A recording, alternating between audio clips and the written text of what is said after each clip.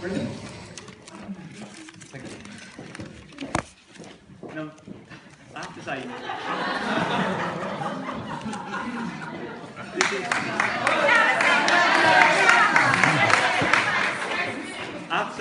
this is the most daunting thing I've ever done, actually.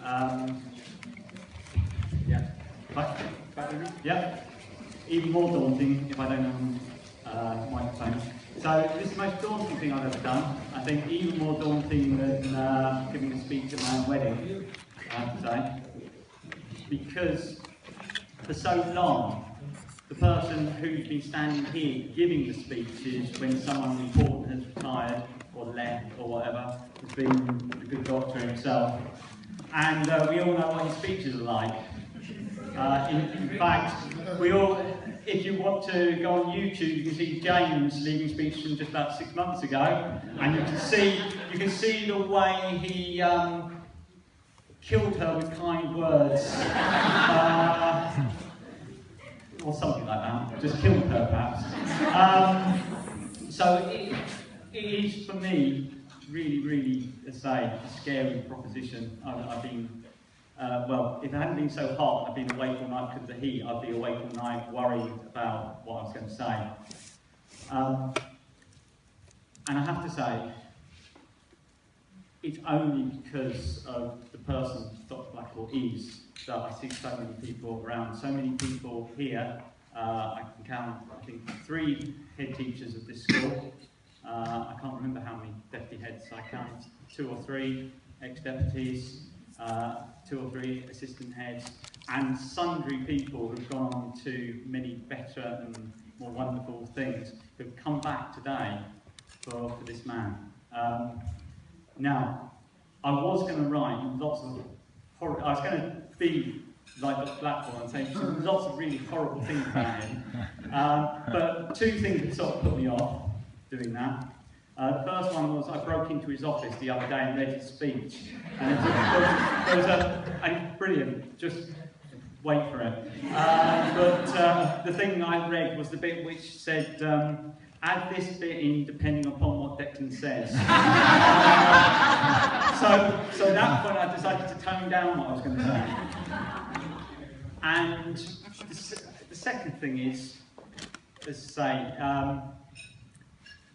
I think it's hard when you've had so much respect for someone to tear into them, even though Brian was happy to do it in mass, I noticed, but he stole my best line as well.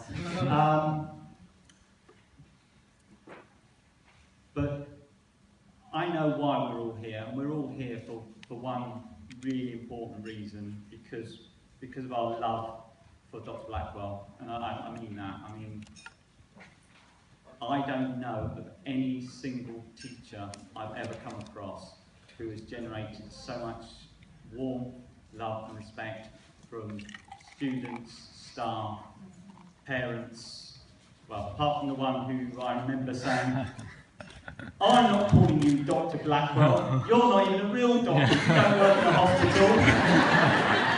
So apart from that parent, the love and respect from every single member of staff, student and parent that he comes across. I know he's going to mention how many students he's taught.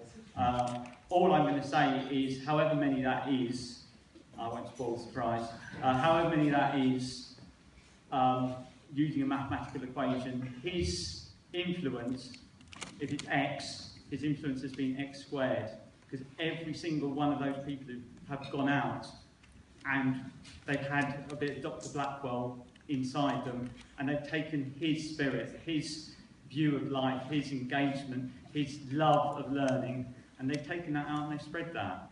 And, you know, and the world is a better place because of it. Yeah.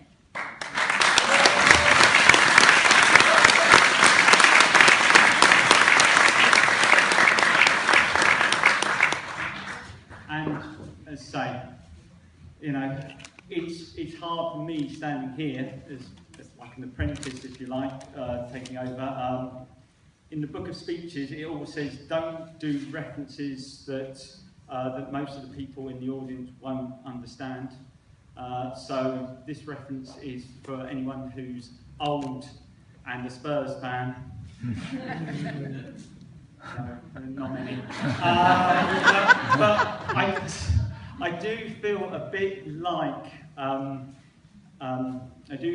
like Terry Neal taking over from Bill Nicholson.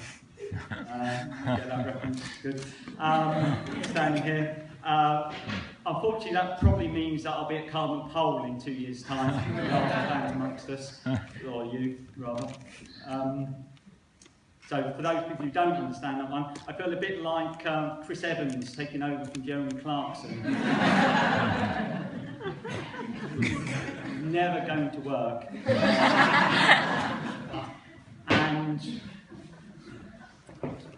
I've just got a view of Jeremy Clarkson driving Dr. Blackwell's old VW camper van now, and what he might think of that.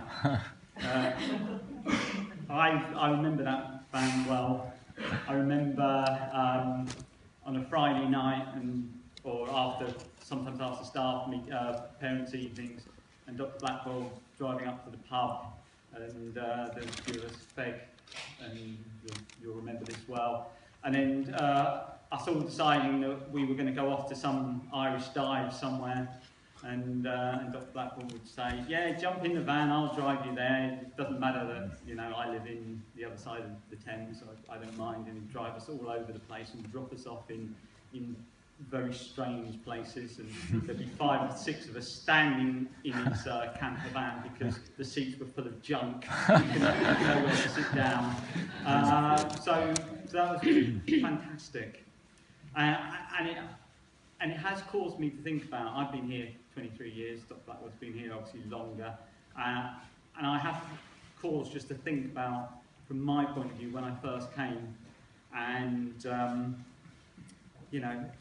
it's hard being a new teacher ever, when you first come into a school and a new teacher, and you need people to support you. And I do remember, the times that Dr. Blackwell would come in to my classroom when there was disruption and they were being unruly. And the first thing I learned about Dr. Blackwell is that he knew the name of every single girl. Yeah. Funny enough, they were all called You Girl.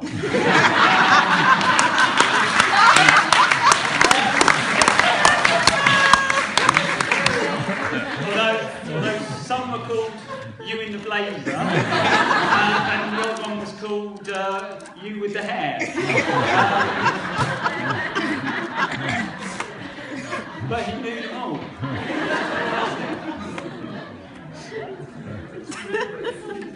But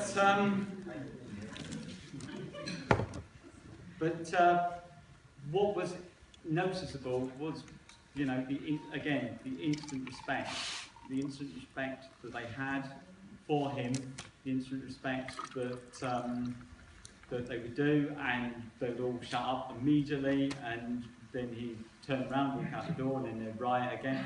And, but over time, I learned a little bit of how to do things, and it's through watching someone like Dr. Blackwell in action, watching how they get respect, and that's really important, I think, how you get respect from the staff and the students, and for me, it's very, very simple. It's just be any good, and and once they see you're any good, they start to respect you a little bit more.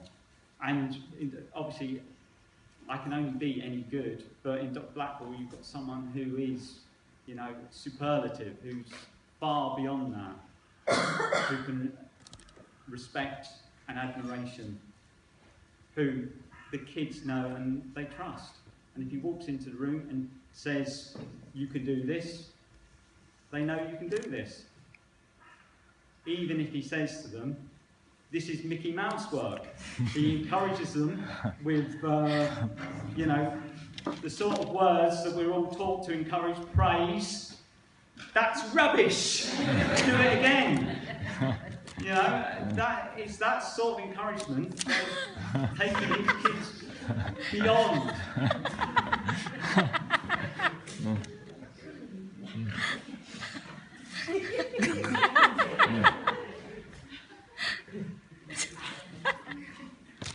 It's lucky he's embraced modern teaching methods.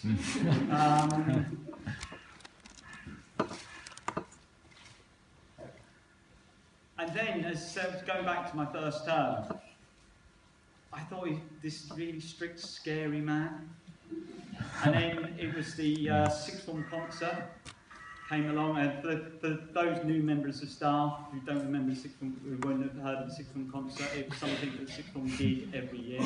And I remember this one very particularly. I'm not sure, it may have well been Hom's year, but yeah, it was full of really rubbish, horrible, stupid sketches and music that the sixth form did.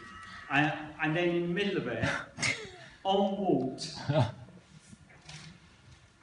Mike Moore, hi Mike, and Dr. Hi Mike, and Dr. Blackwell. God, my sight's almost as bad as Dr. Blackwell.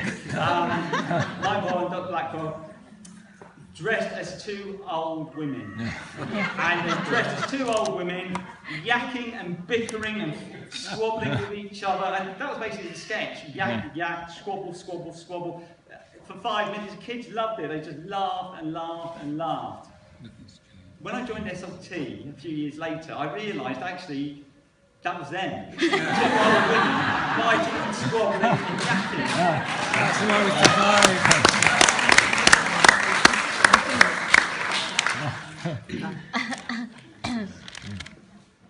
Yeah, we miss you, Mike. Thanks. The other thing I learned in my first year, I'm not going